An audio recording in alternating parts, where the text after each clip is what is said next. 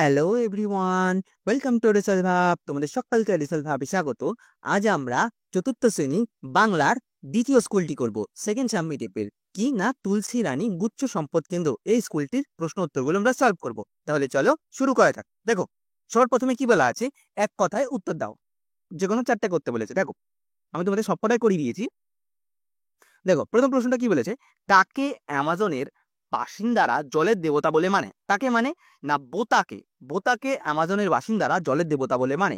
Next প্রশ্ন কি বলেছে, দেখো, কোন জাহাজে করে ক্যাপ্টেন স্কট দক্ষিণ মেরুর দিকে যাত্রা করে? কোন জাহাজে করে? ডিসকভারি নামক জাহাজে করে ক্যাপ্টেন স্কট দক্ষিণ মেরুর দিকে যাত্রা করে। নেক্সট প্রশ্ন কি বলেছে, কবি কাজী নজরুল ইসলামকে কোথায় কোথায় জন্মগ্রহণ করেন? কবি কাজী নজরুল ইসলাম কোথায় জন্মগ্রহণ করেছে? না বর্ধমান জেলার চুরুলিয়া গ্রামে জন্মগ্রহণ করেন। নেক্সট প্রশ্ন কি বলেছে, দেখো, কোন পাহাড়ের মাথায় হাড় ভাঙার পাতার গাছ পাওয়া যায়? কোন পাহাড়ের মাথায়? না শুষ্নির পাহাড়ের মাথায় হাড় ভাঙা পাতার গাছ পাওয়া যায়। নেক্সট প্রশ্ন কি বলেছে, দেখো, আলো নাটকটি কার লেখা? আলো নাটকটি লেখা লীলা মজুমদারের।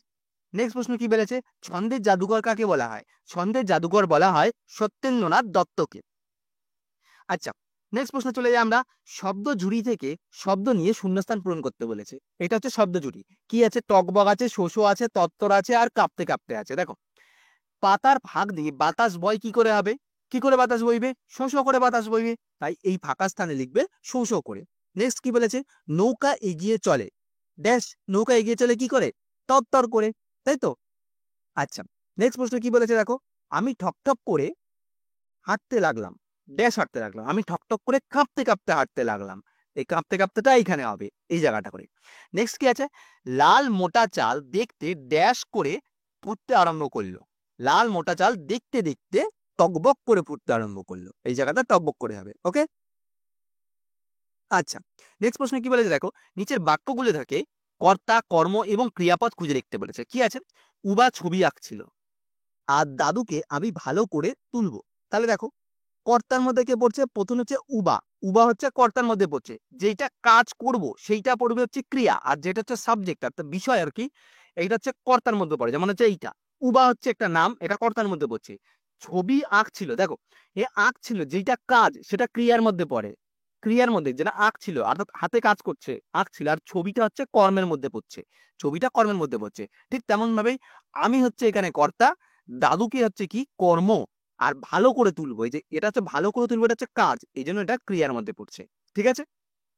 আচ্ছা, নেক্সট প্রশ্ন কি বলেছে, দেখো, নির্দেশ অনুসারে উত্তর দিতে বলেছে। সন্ধিবদ্ধ করতে বলেছে। কি? বিদ্যালয়। বিদ্যালয়কে সন্ধিবদ্ধ করতে কি হলে? বিদ্যাযুক্ত আলয়কে সন্ধিবদ্ধ করলে হবে বিদ্যালয়। নেক্সট প্রশ্ন কি বলেছে, সন্ধি বিচ্ছেদ করো। রবীন্দ্র। তাহলে এটাকে বিচ্ছেদ করলে কি হবে? রবি যুক্ত ইন্দ্র, রবীন্দ্র।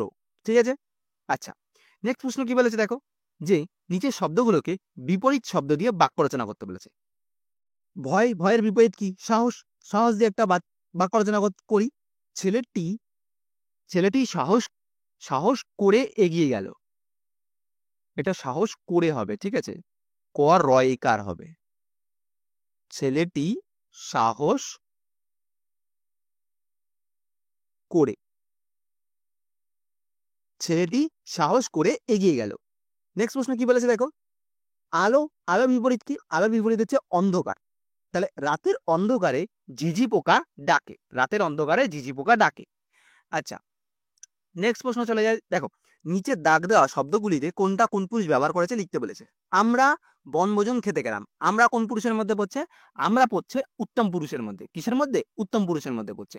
আমি আমরা এগুলো উত্তম পুরুষের মধ্যে পড়ে। মাঝি মাঝে মাছের ঝোল রাঁধে।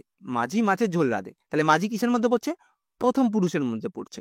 ঠিক আছে, প্রথম পুরুষের মধ্যে পড়ছে, অর্থাৎ ফার্স্ট পার্সন, ইংরেজিতে বলে ফার্স্ট পার্সন।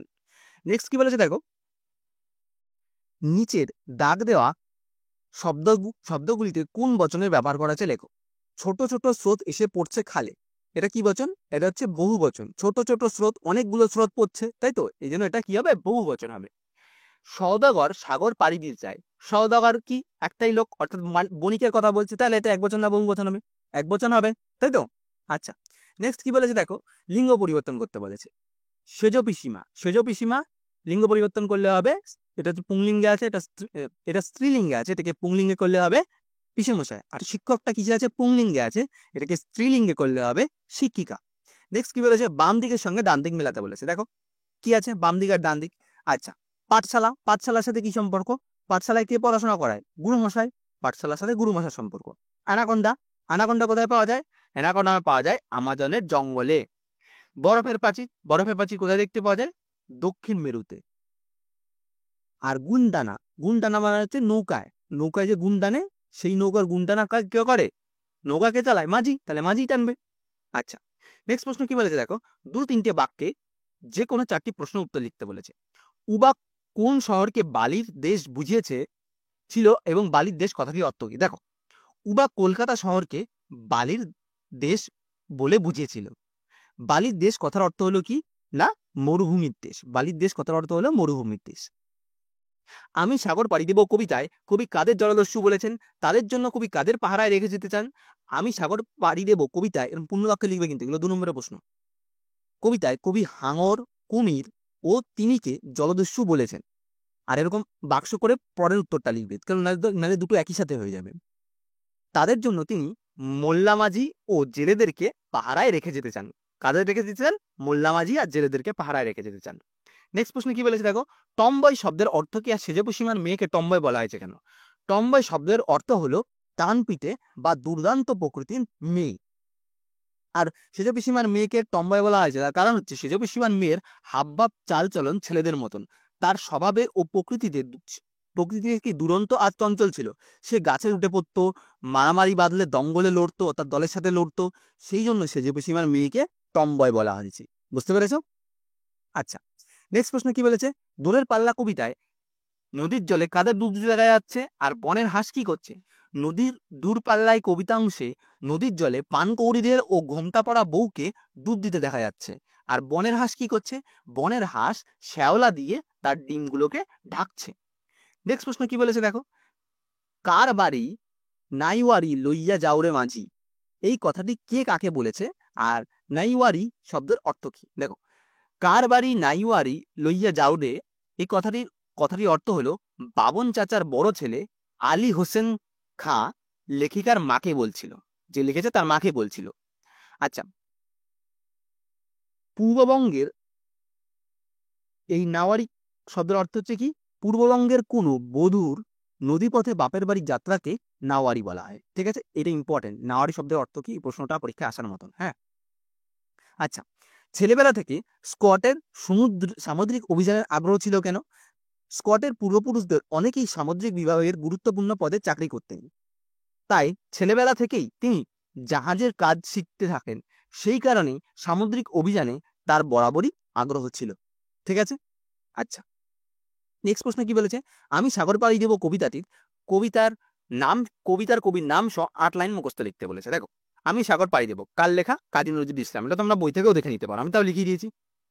আমি সাগর পাড়ি দেব আমি সওদাগর, 7 সাগরে ভাসবে আমার সপ্ত মধুকর, আমার ঘাটের সওদা নিয়ে যাব সবার ঘাটে, চলবে আমার বেচা কেনা বিশ্বজোড়া হাটে, ময়ূরপঙ্খী বজরা আমার লাল বাউটা তুলে, ঢেউয়ের দোলায় মরাল সম চলবে দুলে দুলে, সিন্ধু আমার বন্ধু হয়ে রতন মানিক তার, আমার তরি বোঝাই করে দেব উপহার।